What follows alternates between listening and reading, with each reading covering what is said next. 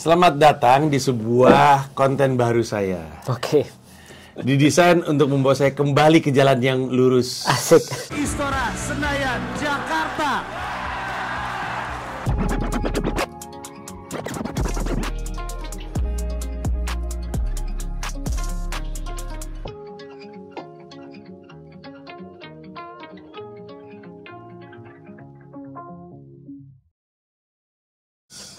Salah undang berarti, Mas. Kenapa? Aku tidak membuat orang jadi jalan yang lurus kayaknya. Masa? Tepat lah, cukup tepat. Jadi ceritanya gini, latar belakangnya gini. Oke. Ternyata benar ya, omongan orang bahwa semakin tua semakin Bijaksana. ingin mendekatkan diri dengan Tuhan. Oke. Ternyata benar. Apa kira-kira faktornya ya? Nggak tahu juga. Ya, mungkin karena udah sedikit yang diurus kali ya. Tahu juga. Atau mungkin udah semakin ngelihat kompleksitas dunia sehingga ada kerinduan untuk kembali kepada yang benar, yang Mungkin seperti aku bilang tadi pas kita main catur ya. Iya. Semakin di ujung game kan kita semakin sedikit pilihannya. Mungkin ya. benar juga. Jadi ya mau nggak mau ya udahlah balik lagi kan gitu. Iya. Dan juga tentu ditambah dengan faktor bahwa kayaknya aneh deh gue sebagai seorang ayah kalau nggak menyisakan apapun kepada anak-anak. Nice. Kayaknya aneh deh, kayaknya aneh. Jadi gue ngerasa kalau misalnya anak-anak nggak paham agama, udah pasti itu salah bapaknya. Part of it ya. Most of it. Most of it ya, lebih fair. Karena saya juga tumbuh besar dari sebuah keluarga yang ayahnya nggak pernah sholat. Oke. Ya, yang ngajarin adalah ibu. Ya, nggak bisa didebat kalau itu. Iya, jadi ya lahirlah si Panji seperti ini. Tapi di hari ini persis, Panjinya itu lagi berpikir dengan semua yang sudah Panji lakukan. Dan masih sangat jauh lah, masih sangat jauh. Gue masih ngaco, geng. Masih sangat ngaco. Gue lagi berpikir pengen kembali, tapi karena gue hitung-hitungan banget orangnya, dan itu salah. Kayaknya gue ngerasa gue ragu sih bisa ngasih komitmen waktu untuk kembali ke jalan yang lurus gitu, belajar. Kalau bukan gue selimuti dengan selubung kerja. Oke. Ini kerja jatuhnya nih. Oke, bagus ya. Jadi bikin konten. Iya, jadi bikin konten. Kerja, oke. Iya. Walaupun sebenarnya pengennya belajar. Oke. Tapi terus udah gitu, ya kayak gini deh, untuk ngurusin kesehatan, rutin ke dokter gigi, rutin ke psikolog. Ini semua nih hal-hal yang nggak pernah terjadi karena selalu dikesampingkan gitu. Ini nggak penting, padahal penting. Betul. Ini nggak penting lah gitu. Betul. Kalau dibungkus sama ini tuh kerja, jadi kerasa penting gitu. Padahal kan Benar. belajar agama sebenarnya penting. Iya, gitu. betul. Nah, jadi terus gue kepikiran untuk bikin sebuah konten, judul kontennya adalah Kembali. Jadi ceritanya adalah konten ini perobrolan akan membantu gue kembali ke jalan yang lurus. Nah, Aku tahu kenapa. Kenapa? Karena kalau judulnya hijrah kan dua kata lucu. Panji hijrah. Aduh, lucu lagi. Panji hijrah kayaknya. Panji ngomong astagfirullah aja ketawa orang. Padahal cuma ngomong astagfirullah. Iya, betul. Kenapa ketawa? Segitu patahnya tuh. Nah, Iya. apalagi Panji hijrah. Tidak bisa. Udah pasti punchline itu. Nah, berarti harusnya jadi Panji kembali. Panji kembali, Iya, betul. iya. Nah, dalam konsepnya kalau boleh jujur, gue juga nggak tahu mau stick dengan satu ustadz atau mau ganti-ganti ustadz, gue juga nggak tahu. Tapi untuk sekarang kita mulai dulu aja. Hadirlah Ustadz Felix Xiao. Ya. Ini sebenarnya dikerjakan di hari yang sama kami ngerjain skakmat. Gue sebenarnya kembalinya dulu dalam pembicaraan. Baru ditawarin skakmat. Karena harus gue akuin, Ustadz, gue kayaknya sih duluan tayangan ini ya daripada skakmat. Harus gue akuin. Gue tuh dari lama tuh udah pengen ngomongin soal politik dan Islam, hanya saja bingung. Mulainya dari mana? Bingung ke siapanya. Oke. Sampai akhirnya ukur-ukuran gue mengatakan, iya benar Ustadz Felix Xiao bisa. Jadilah pembicaraan yang tadi, ditunggu aja. Tapi hari ini kita akan ngomongin soal bagaimana caranya Panji kembali ke jalan yang lurus. Dan ini akan sederhana sekali. Pertanyaan mungkin tampak basic sih, Ustadz. Waktu kita live streaming juga terasa sekali. Betul. Dua pertanyaan saya agar ada basic. Enggak sih sebenarnya. Serius deh. Basic lah. Dibandingin sama, misalkan koridor tanya jawabnya kan sama waktu Abdur kan? Beda dong waktu Abdur. Abdur termasuk nggak basic? Iya kan? Tahu nggak pertanyaan basic apa, Mas? Apa? Ustadz, doa apa ya supaya anak saya bisa jadi pintar? Itu basic. Percaya nggak sih? Itu basic? Itu basic. Ustadz, gimana apa yang harus saya baca supaya saya sabar? Itu basic. Basic itu? Sedangkan kita nggak menjelaskan di situ kan? Nggak. Kita pertanyaannya sudah lebih daripada itu kan. Kenapa aku harus sabar? Itu nggak basic. Iya. Tapi gimana cara sabar atau ayat mana harus aku baca supaya aku sabar, itu basic. Iya. Oke. Lumayan lah ya. Understood. Oke. Tapi Ustadz lagi bertemu dengan seorang Panji Pragiwaksono. Panji Pragiwaksono ini belajar agama, tapi rasanya di permukaan, tahu apa yang boleh, apa yang nggak boleh. Lalu dia kayak belajar bahasa ya. Lu belajar bahasa Inggris di sekolah, lu pulang ke rumah nggak ada yang ngajak ngomong bahasa Inggris, lepas tuh ilmu. Benar. Nah, agama juga rasanya seperti itu. Benar. Udah mah lingkungan juga enggak. Ya, jadi jangan salahkan saya penonton. Ini kan tempaan lingkungan gitu. Benar. Nah, masuklah ke pertanyaan untuk orang yang sebenarnya rada tahu basicnya, tapi kemudian lepas prakteknya, tapi ingin kembali. Saya mesti mulai dari mana? Oke. Aku udah kebayang sih ketika kita ngobrol pas lagi live itu ya, dan aku cuma berpikir aku mau mulai menjelaskannya dari mana. Walaupun sebenarnya dari tadi itu semua jawabannya sudah ada. Jadi dari tadi Mas tadi pendahuluan itu semua udah ada jawabannya sebenarnya. Nah, dan ada yang menarik ketika aku nonton konten-kontennya Panji Pragiwaksono dalam konten apapun itu, bahasan apapun. Sebenarnya Mas Panji itu udah tahu, dan mungkin yang nonton sudah tahu. Cuman Mas itu lebih ketika orang nonton Mas, mereka lebih mudah untuk membahasakannya. Jadi hampir semua orang nonton Mas, kalau aku, iya maksudku tuh gitu. Nah, sekarang aku akan coba untuk simulasi aja ya. Oke. Kalau aku pengen belajar stand up, aku harus mulai dari mana, Mas? Menarik kan? Kalau saran Mas sebagai yang pro sudah berapa puluh tahun. Kenapa orang ketawa? Karena lucu. Enggak, kurang tepat. Jawaban berikutnya, karena dia pengen bahagia. Bukan juga. Karena dia punya masalah. Enggak juga. Orang ketawa karena hal-hal yang di luar dugaan, kesadaran. Di luar kesadaran, oke. Iya. Karena kalau misalnya bilang, gue lagi sedih nih, gue pengen ketawa. Ketika dia nonton stand up comedian, dengan niat bikin diri ketawa, dia bisa tetap nggak ketawa. Mau dia paksain, lucu nih, tapi ternyata yang di depan dia nggak lucu kan? Enggak. Gitu. Karena yang di depan dia tuh nggak ngelempar apa yang memancing orang untuk ketawa. Ada banyak sih alasan kenapa orang ketawa. Ada ketidaksesuaian, ada relasi kuasa, ada keterwakilan. Tapi sebelum belajar stand up sih, yang duluan dikasih tahu adalah kenapa orang ketawa.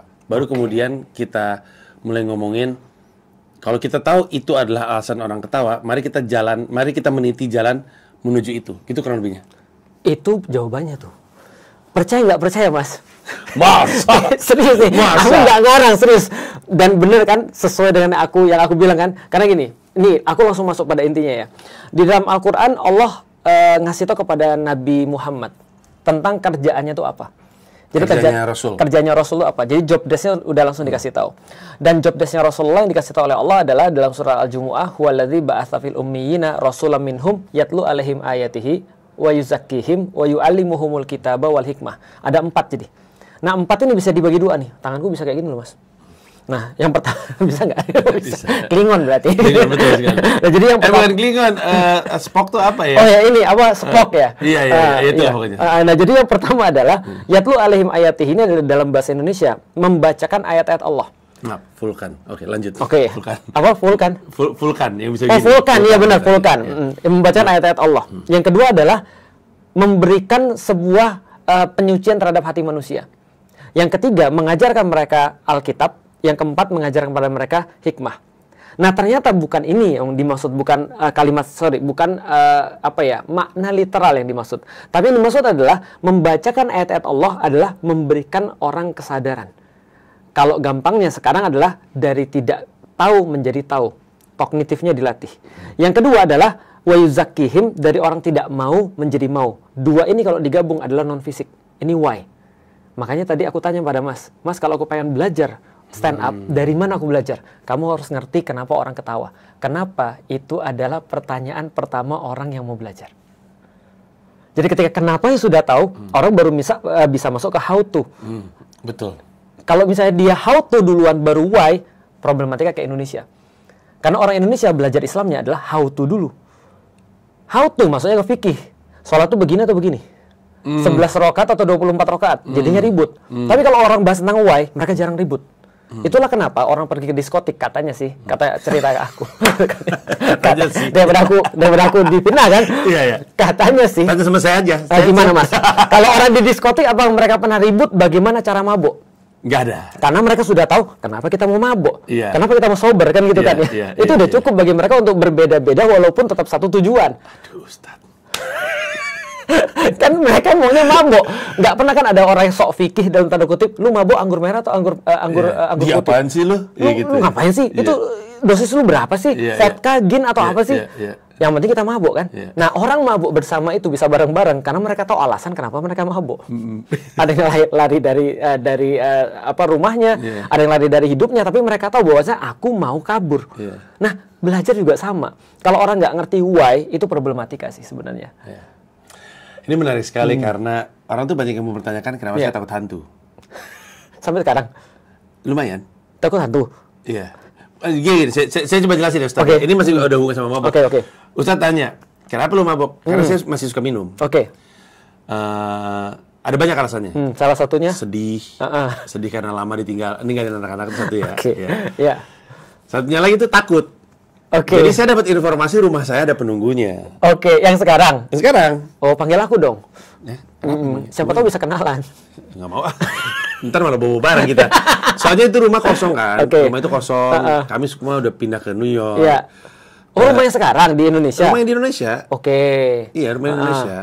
Terus rumah saya, kamar tidur saya sama Mila, itu tuh langsung nyambung ke tangga menuju attic. Oke. Di atas tuh dulu ruangan kekuasaan saya. Bikin vlog di situ, YouTube segala macam, perpustakaan di situ. Nah, terus konon ada informasi karena mungkin rumah lama kosong. Ditungguin. Katanya gitu. Nah, saya kan orangnya logis. Ya mungkin pandangan dia terhadap fenomena yang terjadi itu penjelasan satu-satunya buat dia tuh hantu. Padahal kan ada banyak penjelasan-penjelasan lain gitu. Sama kayak suara kuntilanak ternyata ada suara musang sange. Iya kan? Betul, suaranya mirip. Betul, suaranya mirip, ya kan? Emang cuma itu suaranya, nggak ada. Nggak ada. Kuntilanak tidak ada. Adanya musang sange. Yang ada musang sange. Kuntilanak sange belum tahu. Mungkin suaranya kayak musang, siapa tahu. Mungkin juga. Nah, tapi kadang-kadang, nah saya tuh bukan takut hantu. Oke. Saya sebagai muslim juga taunya adanya jin. Iya. Tapi imajinasi saya ini mengganggu. Benar. Jadi kalau ada misalnya nih ya, kalau ada film yang menghadirkan hantu di balik jendela, jadi malas itu ngeliat jendela karena lebih imajinasi. Benar. Nah jadi saya sering sekali mabok, jadi sampai rumah tuh tidur aja. Oke. Nah, terus kan menjawab ke pertanyaan tadi, kenapa lu pengen mabok? Karena gue takut hantu. Sebenarnya solusi supaya gue nggak mabok, sebenarnya berani sama hantu dengan cara. Karena waktu itu dia bilang, emang lu nggak percaya Allah? Iya. Bilang gitu. Benar. Lah, aneh banget takut hantu. Gitu katanya. Emang lu nggak percaya Allah gitu? Iya. Berarti solusinya adalah percaya Allah, menghilangkan mabuk. Betul. Nah, itu bicara soal mabuk ya. Ini kan kita ada why ya, nggak apa-apa. Memang siapa bilang mabuk nggak enak? Babi aja enak. Betul sekali. Kawan kita ini tahu. Benar. Tahu. Walaupun ada babi nggak enak. Terus? Nah, kita bicara why ya. Anakku juga takut hantu. Padahal dia anak ustadz. Iya kan, anak ustadz harusnya kan percaya sama Allah dong. Aku pertanyaanku sama, kamu percaya Allah nggak? Percaya, dia bilang. Tapi kok kamu takut hantu? Nggak tahu. Sama sih itu juga. Tetap kan, berarti Allah yang ada di dalam kepala dia belum bisa manifest. Berarti belum bisa manifest. Aku harus ngasih tahu sesuatu yang manifest dong tentang why-nya ini kan ya. Kan kalau kita mau ganti aktivitas seseorang harus ada why-nya kan ya. Aku bilang ini, oke, tunggu di bawah. Kan dia takut di bawah ada gelap kan ya. Tunggu di sini, nggak boleh pergi ke atas. Terus aku bawa pentungan. Kamu ke atas, sudah pasti Abi pukul. Kamu di bawah, tutup pintu, setelah itu baru boleh ke atas. Mana yang mau kamu pilih? Dia pilih mana? Dia pilih ke bawah walaupun dia takut hantu. Karena dia tahu bapaknya lebih menakutkan daripada hantu. Jadi mungkin kedua ini, oke, chance nih. Kita coba chance ya. Aku ke atas, udah pasti dipukul 100%. Aku di bawah. Belum tentu setannya muncul. Iya kan? Bener. Nah, makanya kasih why yang lain lah. Jadi itu kira-kira. Oke, tapi setidaknya sekarang saya juga ngerti bahwa ada banyak masalah dalam hidup tuh mungkin akan selesai kalau misalkan saya lebih dekat sama Allah. Nah, terus kan kita tadi ngomong soal kenapa. Kenapa? Ya. Apakah berarti pertanyaan terbesarnya adalah kenapa gue mesti... Iya, pertanyaan terbesar yang lebih mendasar gitu. Mendasar kenapa? Hantu ya. Betul. Ya, itu kan cuma sedikit bahasan kita. Alasannya. Kenapa itu penting banget? Karena kenapa katanya kalau kita sudah jawab itu adalah halfway terhadap masalah kita sebenarnya. Jadi kita udah setengah daripada nyelesain masalah kita kalau kita nyelesain kenapanya. Sorry saya potong. Kalau kenapanya cuma karena penasaran? Penasaran itu termasuk kenapa yang paling bagus. Karena ternyata di dalam Al-Quran ada dua yang menghalangi manusia daripada beriman kepada Allah. Satu adalah ignorance, satu adalah arrogance. Aku udah pernah bilang. Arrogance itu adalah lawannya humble. Sedangkan ignorance lawannya adalah orang yang penasaran. Artinya kalau dia penasaran itu justru temannya iman tuh. Nah, jadi kalau aku penasaran nih, sebenarnya Allah tuh ada atau enggak sih? Bagus. Aku penasaran, kenapa nggak Yesus aja yang jadi nabi kita? Kenapa harus ada Muhammad? Bagus. Nah, Islam tidak pernah meremehkan pertanyaan-pertanyaan kenapa seperti itu. Yang Islam terus kemudian nggak boleh adalah pertanyaan kalau sudah masuk kepada akidah, dia menanyakan tentang resep yang aku bilang itu. Itu sama kayak ada orang yang berobat ke dokter, dia bukan dokter, dia nggak ngerti apa tentang kedokteran, tapi dia nanya kenapa harus berobat dengan cara seperti ini. Nah, itu disuntik mati tuh sama dokternya tuh. Kalau dia nanya, paham gak ya? Contoh ini, naik ke kasur, kenapa aku harus naik? Oke, masih sabar. Buka bajunya, kenapa harus buka baju? Coba buka mulutnya, kenapa harus buka mulut? Itu suntik mati tuh sama dokternya. Karena harusnya dia tidak menanyakan. Harusnya yang dia tanyakan kenapa aku harus ke dokter ini, bukan ke dokter yang ini. Oh, aku ke dokter ini karena aku sakitnya di bagian jantung dan ini dokter jantung. Maka dokter jantung ngomong harusnya dia terima dong. Harusnya dia selesaikan kenapanya untuk keyakinan. Sedangkan terus kemudian untuk selanjutnya how to, dokter lebih paham daripada dia. Itulah kenapa waktu itu kita pernah ngobrol bahwa si Panji ini percuma juga dipaksa untuk rajin sholat kalau misalnya kenapanya enggak. Benar. Bahkan makanya sholat. Tadi Ustadz nggak maksa saya sholat. Enggak, aku cuma nanya aja mau bareng enggak. Artinya gini, Bunda Aisyah tuh berkata begini, kalau Rasulullah mewajibkan syariat sebelum dikasih tahu orang kenapanya, orang-orang tidak akan mau menerima Islam. Karena itu yang senantiasa terjadi di orang-orang Indonesia. Kita memprioritaskan bagaimana sebelum kenapa. Itu problematik tuh. Contoh kayak gini ya. Sesederhana gini, ada orang tua ngelihat anaknya nggak mau belajar. Disuruh anaknya, kamu belajar, nggak mau. Jangan main game terus. Emang kenapa? Oke, ketika seorang orang tua ngelihat seperti itu, yang terjadi adalah yang paling mudah apa kira-kira? Kalau kita nyaksin anak kita gitu. Ya, diancam. Marah, diancam, disimpan. Kayak kita dulu, Nintendo-nya masih ada, sticknya hilang, dikunci. Ya, betul. Nah, tebak apa yang terjadi setelah itu? Dalam hati kita kemudian bilang, kenapa nggak boleh main? Karena dia nggak tahu. Masalahnya bukan di gamenya. Kenapa kamu nyimpen gamenya? Kenapa kamu ngambil gamenya? Masalahnya bukan di situ, masalahnya di sini nih. Nah, maka kita harus kemudian ngobrol tentang apa yang ada di sini. Dia belum ngerti kenapa dia harus belajar dan kenapa dia nggak boleh main game di saat itu. Saya mau mulai ke pertanyaan kenapa pertama nih. Oke. Itu basic banget, Ustadz. Nggak apa-apa. Nggak ada yang basic kalau kenapa. Yang basic itu how to. Tapi malu juga nih nanya kayak gini sebenarnya. Kenapa harus Allah ya? Bukan. Kenapa? Kenapa di antara semua yang diperintahkan, yang paling diutamakan, yang selalu disebut-sebut sebagai tiang adalah sholat? Keren banget. Kenapa sholat? Keren banget. Jadi gini, setiap gue malu nih ngomong kayak gini. Nggak apa-apa, itu bagus banget. Karena, Mas, banyak orang yang punya pertanyaan yang sama, tapi mereka nggak mau nanya. Makanya ada sebuah peribahasa Cina mengatakan, Sung Shang Sung, bukan. Kaget juga gue. Masih ada Cina aja nih gue lihat. Ada pepatah Cina mengatakan siapapun yang malu bertanya untuk 5 menit, maka dia akan malu seumur hidupnya. Jadi kebanyakan kita tuh justru mereka bahkan nggak punya jawaban atas kenapa mereka harus bertanya. Nah, termasuk pertanyaan-pertanyaan kayak gini, ini penting banget. Kalau sederhana begini, kalau aku secara pribadi ya, setiap Buddha itu harus punya sesuatu yang menandakan bahwa dia itu Buddha. Dan bahwasanya Allah itu adalah majikan. Jadi contoh ya, kalau Mas hire seorang karyawan, maka dia hanya menjadi karyawan Mas kalau Mas kasih tugas kepada dia. Tapi kalau Mas cuma hire dia, terus kemudian dia masuk ke kantor, Mas nggak pernah nyuruh dia nih, maka dia bukan karyawan, karena dia tidak berkarya. Berarti dia menjadi seorang budak kalau disuruh-suruh sama majikannya. Sesederhana itu sih. Maka koneksi itu tercipta ketika kita disuruh-suruh. Nah, pertanyaannya adalah, sholat ini kan muncul setelah kita punya koneksi bahwasanya kita adalah seorang hamba. Nah, kalau ada orang yang sudah benar-benar tahu tuannya siapa, dan bahwa dia adalah seorang hamba, maka dua yang tadi sudah terpenuhi itu. Maka berikutnya baru disuruh sholat. Karena setiap hamba memerlukan sebuah validasi bahwasanya dia seorang hamba. Maka seorang pecinta akan memerlukan validasi ketika dia mencintai seseorang. Kamu mau aku apa sih? Maka biasanya kalau ada orang yang mencintai seseorang, pertanyaan sederhana, mau makan apa?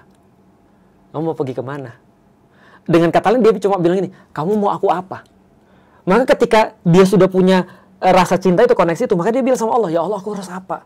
Allah bilang, koneksimu terhadap aku yang paling penting adalah sholat.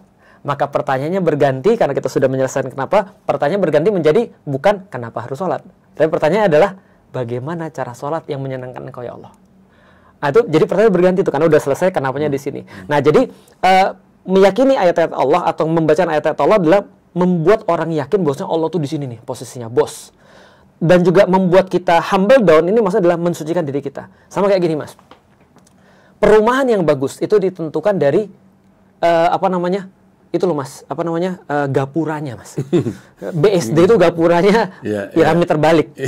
Ada gapuranya gede-gede banget, dan perumahan yang biasa, yang mediocre itu tidak ada gapuranya mas. Betul. Nah, kalau kita pergi ke gapura seseorang, wah ini perumahan bagus nih, keren nih. Maka biasanya kita melihat bagus dan nggak bagus dari ayat-ayatnya, sains. Ayat-ayatnya sains. Sama ketika aku ketemu orang kaya atau tidak, dilihat dari tanda-tanda rumahnya. Tanda rumah bagus apa mas? Pagar. Pagar mungkin ukuran. Ukuran. Kolam renang. Pos satpam. Gerbangnya bisa buka sendiri. Nah itu, wah ini orang bagus nih. Maka ketika kita tahu bahwa ada orang penting banget, karena kita sudah lihat dari ayat-ayatnya, biasanya kita humble down. Nah ketika kita humble down, kita siap disuruh-suruh tuh. Nah maka sholat adalah hasil daripada membacakan ayat-ayat Allah dan kita humble down. Baru terjadi koneksi. Sholat literally bermakna koneksi. Sehingga sholat literally bermakna koneksi. Umur gue 45 baru tahu ini. Nah, artinya kalau kita punya Tuhan namanya Allah, majikan, dan kita adalah hambanya, kita bilang, aku pengen koneksi. Maka ketika kita punya smartphone, maka itu nggak ada gunanya kalau nggak ada koneksi. Sholat adalah koneksi. Sesederhana itu. Koneksi yang baik. Koneksi apapun. Nggak, tapi pertanyaan sekarang koneksi yang baik sekarang. Koneksi yang baik, oke. Kalau lu nggak punya telepon juga, kalau koneksi yang nggak baik juga nggak nyampe kan komunikasinya. Keren banget. Koneksi yang baik kapan terjadinya ya? Malam hari. Kalau kita aku sampai sekarang di hotel di Istanbul tuh ya, itu pagi-pagi koneksinya nggak bagus tuh. Kenapa? Karena banyak yang pakai. Maka malam-malam aku buka lagi. Kenapa? Supaya koneksiku sendirian. Maka itulah kenapa Allah bilang kalau sholat sepertiga malam terakhir itu lebih lancar koneksinya daripada banyak yang lain. I see. Karena pada saat itu cuma kamu yang bangun, yang lain pada tidur nih. Kenapa? Karena bangun sepertiga malam terakhir itu susah. Maka koneksimu bisa jadi lebih lancar kepada Allah. Apalagi ketika kamu lagi punya keperluan. Umar bin Khattab berkata begini, sholat itu kan bagian doa ya mas ya. Artinya Umar bin Khattab berkata begini, aku nggak khawatir aku berdoa atau tidak. Yang aku khawatir adalah, aku nggak khawatir doaku dikabulkan atau tidak. Yang aku khawatir adalah Allah memudahkan aku untuk berdoa atau tidak. Karena ketika aku sudah dimudahkan oleh Allah berkata-kata, berarti Allah pasti pengen doaku dikabulkan. Jadi artinya gini, Mas tahu nggak sih ada banyak orang yang ngomong tapi nggak ada isinya. Iya. Rumit kadang-kadang ngomongnya. Dan memang nggak kelihatan humble. Contoh kayak gini ya, ada dua orang berantem suami istri. Kita damaikan. Ya udah sekarang suaminya minta maaf. Kenapa harus minta maaf? Ya kan kamu kan juga salah dalam ini, kan kamu kan kepala keluarga. Ya deh, gue maaf. Untuk apa? Tapi kalau dia benar-benar datang dari hati, gue minta maaf banget. Bahkan sebelum dia ngomong, orang sudah tahu bahwa dia pengen banget. Nah, Allah mempermudah koneksi yang seperti itu juga. Allah mudahin koneksi di waktu, Allah mudahin koneksi di cara, Allah mempermudah koneksi di tempat. Makkah, Madinah. Itu tempat yang makbul. Itu cara-caranya. Dan hampir setiap tempat sebenarnya adalah tempat-tempat yang bagus. Ya tergantung kemudian apa aja yang kita mau manfaatin. Tempat, waktu, orang, cara. Itu bisa mempermudah koneksi itu. Saya kan memahami orang yang ini bahkan lebih dari sekedar rajin sholat ya. Jadi kan ada 5 waktu yang diwajibkan. Betul. Tapi itu kan ada sholat-sholat lain. Di luar sholat 5 waktu itu. Sholat-sholat inilah yang kalau misalnya ditekunin dan segala macam itu jadi kalau ciri-ciri fisiknya jidatnya hitam lah gitu kasarnya. Katanya seperti itu. Tapi yang saya ingin tahu adalah apa yang berefek?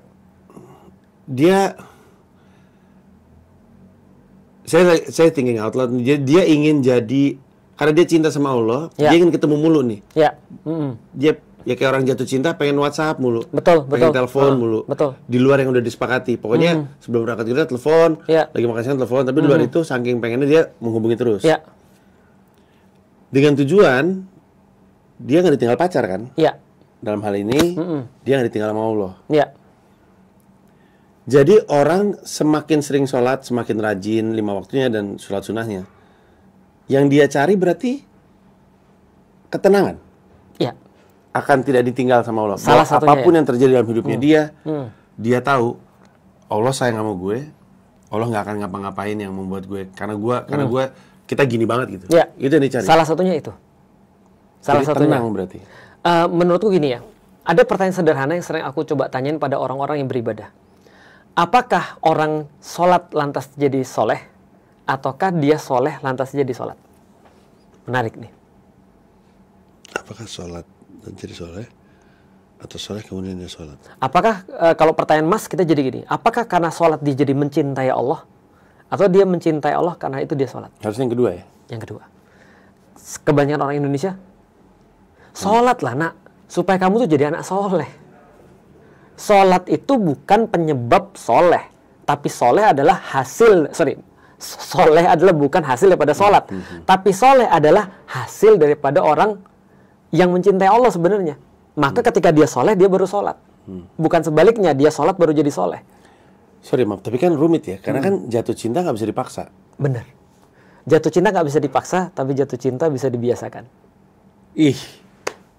Makanya beteng tresno jalanan soko kuliner kan gitu. Kulino sih. Maksudnya gini, cinta itu memang kita tidak bisa memaksa dan Allah sama sekali nggak pernah maksa seseorang untuk jatuh cinta pada dia. Jatuh cinta itu adalah bagian daripada sesuatu yang kita sudah tahu kenapa harus begitu, lantas kita biasakan. Nah, contoh misalnya kayak gini ya. Mungkin orang tua kita nggak punya eksklusivitas, beberapa orang tua kita ya, nggak punya eksklusivitas untuk bisa milih kepada siapa dia mencinta. Tapi dia pasti tahu kenapa dia harus mencintai seseorang kan gitu. Contoh misalnya, karena mereka berkeluarga, lantas mereka sudah mulai mencintai satu sama lain. Nah, maka cinta itu memang nggak bisa kita paksain kepada orang, tapi kita bisa kita biasain kan sama orang. Karena sebenarnya itu aja sih aktivitasnya. Contoh kayak gini misalnya. Prekuisit daripada rasa cinta apa? Banyak. Salah satunya adalah orang dekat, orang cinta. Yang kedua adalah kekerapan. Atau orang tuh sering kali untuk terus berjumpa dengan orang ini. Nah, itu kulino dalam bahasa Jawa. Nah, maka ketika ini dipenuhi prekuisitnya, biasanya orang muncul rasa cinta tuh biasanya. Kalau orang nggak mengenal kan dia nggak mungkin mencintai itu. Artinya kalau misalnya kan gini kan, tadi tuh saya nanya gitu karena pengen jatuh cinta dengan Allah. Sama Allah. Iya. Terus ada rasa khawatir bahwa ditinggal Allah. Cinta dipaksakan. Oke. Iya, kan apa jalanan apa? Saya orang Jawa. Soko kulino, jalaran soko kulino. Jalaran soko kulino itu kan di satu sudut pandang kan bisa disebut pemaksaan. Betul. Iya.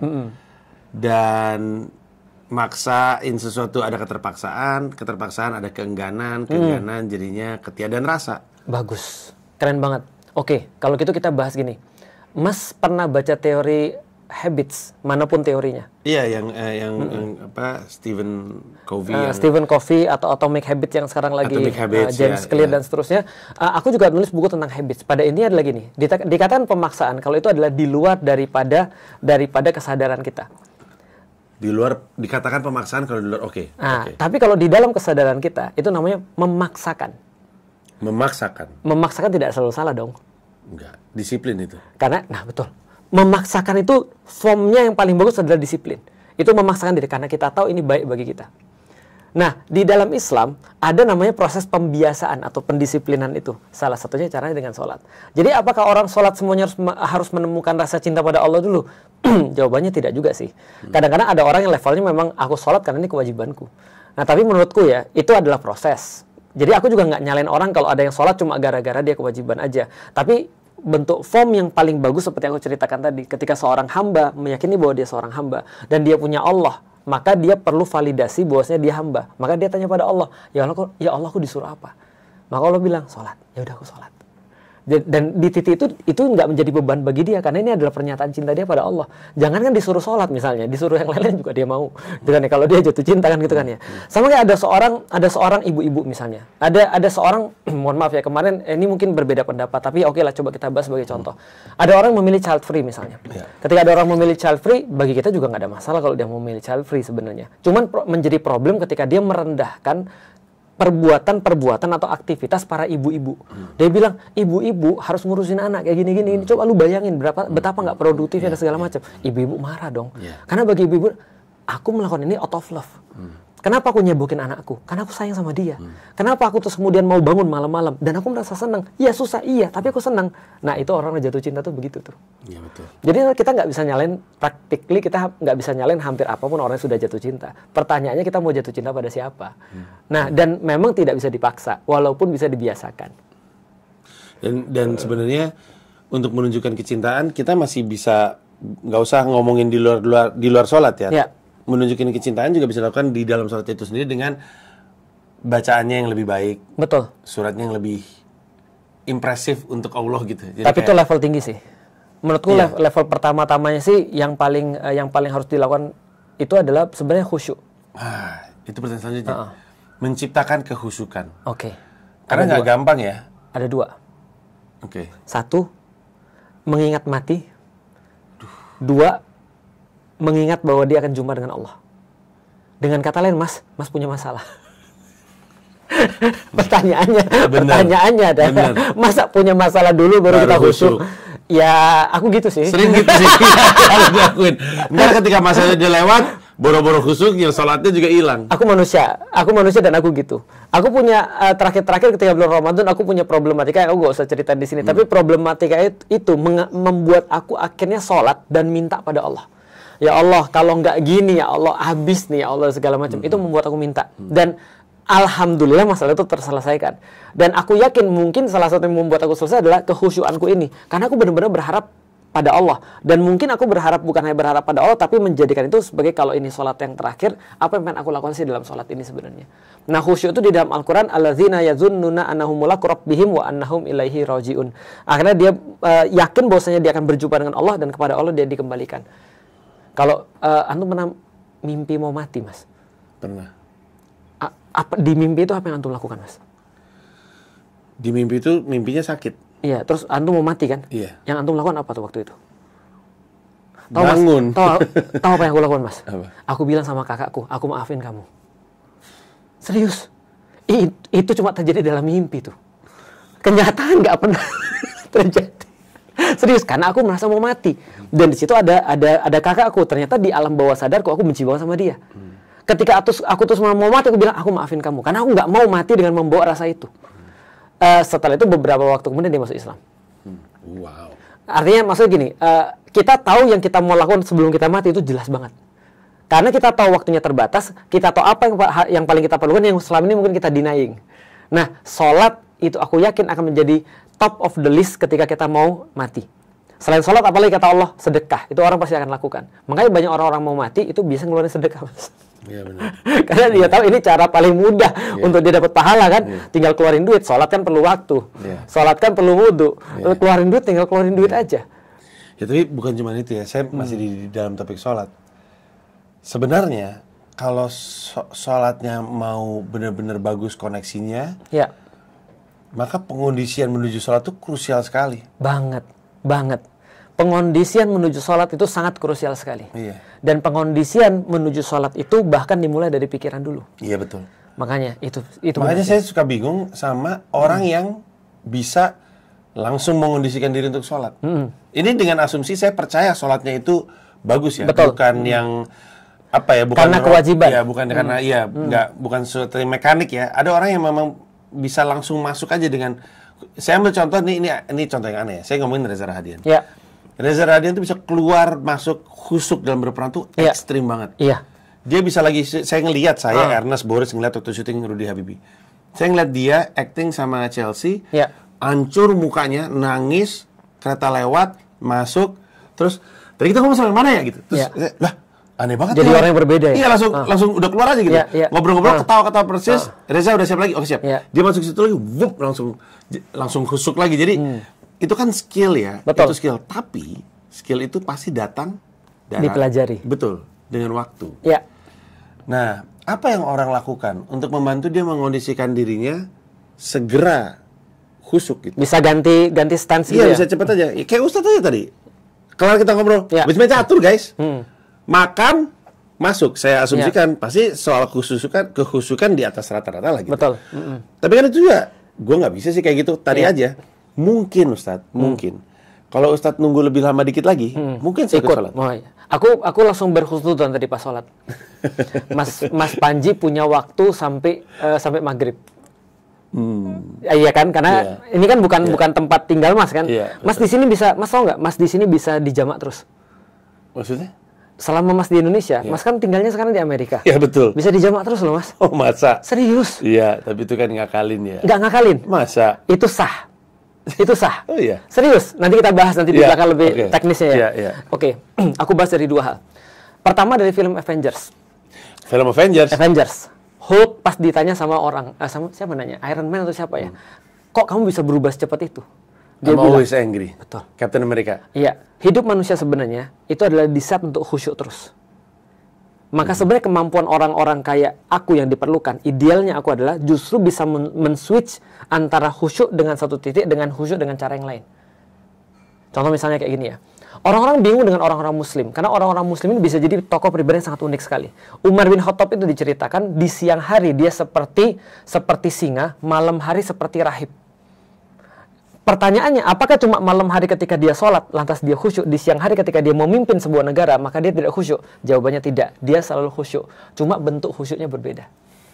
Ketika dia lagi kerja, maka itulah khusyuknya dia. Gimana kalau saya mati pada saat ini? Berarti saya lagi ngerjain sesuatu yang baik.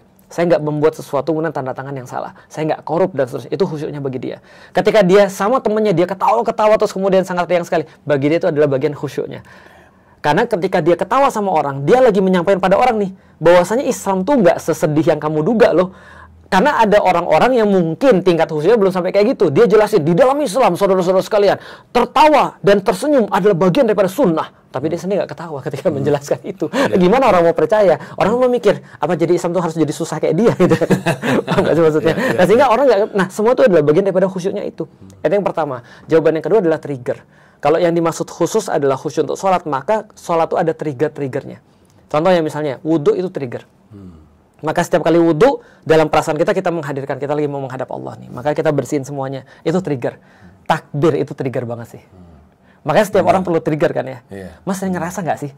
Mas kan punya materi stand up nih. Aku punya materi Islam yang aku harus sampaikan. Tapi kalau sebelum kita ketemu mic, Mas, sebelum kata action, kita coba nginget materi kita bisa nginget semuanya nggak sih? Aku nggak sih.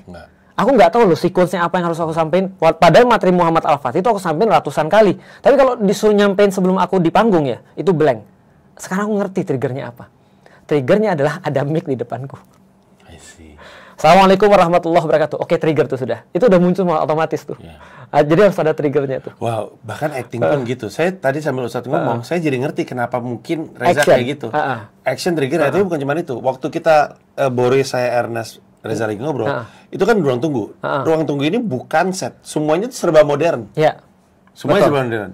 Dia pindah ke set, semuanya serba tahun 1970 atau 1960. Itu trigger.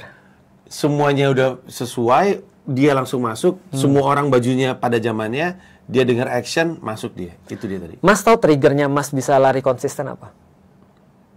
Dan pasti bersemangat. Atau main basket Mas. Triggernya apa Mas? Yang membuat Mas langsung masuk di dalam dunia itu. Buat saya, tapi ini jawaban saya ya. Iya. Buat saya, kalau saya dengar bunyi bola dek sama bunyi sepatu cit, oke. Itu trigger. Nah, ini dia nih. Setiap orang punya trigger beda-beda. Iya, ada peluit sih kalau pertandingan beneran. Betul. Berarti kalau aku ketika aku lagi ngikat sepatu. Maka ketika aku lagi udah ngikat sepatu, itu udah kayak mic di depan tuh. Udah kayak assalamualaikum warahmatullahi. Nah, kalau kita sholat takbir Allahu Akbar itu trigger. Kalau kita benar-benar memahami itu jadi trigger. Apalagi baca terus kemudian Al-Fatihah itu jadi trigger. Balik lagi itu perlu ilmu kan. Tapi kalau misalnya kita belum sampai pada satu titik ilmu, sebenarnya ya kalau kita belum punya trigger itu pun ya udah tinggal dibiasain aja. Triggernya datang dari pembiasaan. Anchoring itu tidak akan tercipta kalau itu nggak terjadi berkali-kali, berturut-turut. Anchoring kan trigger kan membangkitkan anchoring. Contoh misalnya kayak gini. Anchoring itu anchor, jangkar. Di dunia psikologi itu ada anchoring itu ada suara, ada wangi, ada visual, anchoring semuanya. Contoh kayak gini, Mas. Ada nggak sih lagu-lagu yang pas antum denger pas lagi patah hati? Iya, ada. Itu seumur hidup, Mas. Betul. Itu lagu patah hati, Mas. Betul. Dan ingetnya orang spesifik, Mas. Betul. Kita nyium sesuatu, sebentar. Kok munculnya memori ini ya? Iya, betul. Itu ternyata anchoring. Nah, anchoring itu muncul karena trigger. Suara tertentu, lagu tertentu. Makanya orang pergi ke... Kenapa orang nge-gym? Ketika dia pergi ke gym, dia konsisten. Setelah dia bikin gym di rumah, dia nggak bisa nge-gym. Karena triggernya nggak ada. Triggernya ketika dia turun dari mobil, pakai sepatu gym, lalu kemudian masuk dengan suara seperti itu, musik seperti itu, bau yang seperti itu membangkitkan satu kondisi kondisi mental tertentu. Sholat sama, Mas, persis. Pertanyaannya, setelah kita memahami semua itu, bisa nggak sih sholat kita jadi nggak khusyuk? Bisa, Mas. Karena khusyuknya sholat itu kayak pulsa isi ulang. Gimana tuh? Jadi ini aku sendiri, aku kata yang lain ya. Tapi gini, begitu aku terus kemudian nggak memahami lagi dengan khusyuk, maksudnya khusyuk itu tidak aku isi lagi, maksudnya bahwasanya aku ini melakukan sesuatu untuk apa, back to basic lagi. Sebenarnya kamu tuh ngapain silik sebenarnya? Nah itu mulai lagi jadi nggak khusyuk. Khususnya ketika aku sudah banyak urusan-urusan duniawi. Jadi mesti diisi ulang? Diisi ulang. Pemahamannya kita refresh lagi. Untuk apa sih kita melakukan semua ini? Pernah nggak sih Mas ngisi segala sesuatu jadi kayak rutinitas? Iya. Sampai pada satu titik kita bilang, lu ngapain sih kayak gini? Iya. Terus kita bilang, oh ya aku kayak gini karena ini nih. Ini nih nilai yang aku pengen perjuangin nih. Oke, kita semangat lagi. Khusyuk itu adalah isi ulang. Jadi kita tetap harus isi ulang sih sebenarnya. Jadi nggak bisa langsung khusyuk, auto khusyuk selama-lamanya, nggak bisa sih. Ya, tapi itu juga jadi ruang untuk kita bilang sama diri kita sendiri, kalau lo pengen khusyuk terus, belajar terus. Ya. Poin itu kan. Belajar terus, betul.